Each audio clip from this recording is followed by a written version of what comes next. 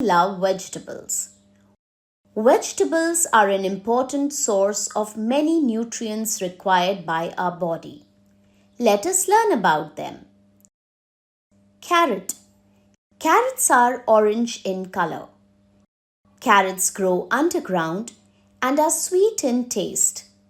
Potato. Potatoes are brown in color. Potatoes grow underground. Peas. Peas are green in color. Peas grow on plant. Peas are small and can be eaten raw or cooked. Onion. Onions grow underground.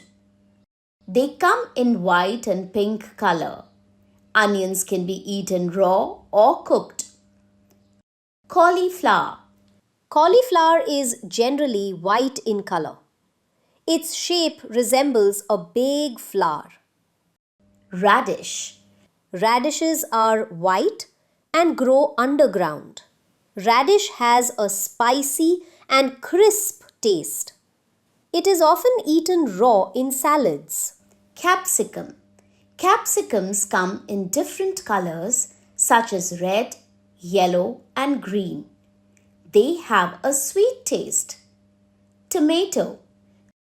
Tomatoes are red in color. They are very juicy. We should eat vegetables every day.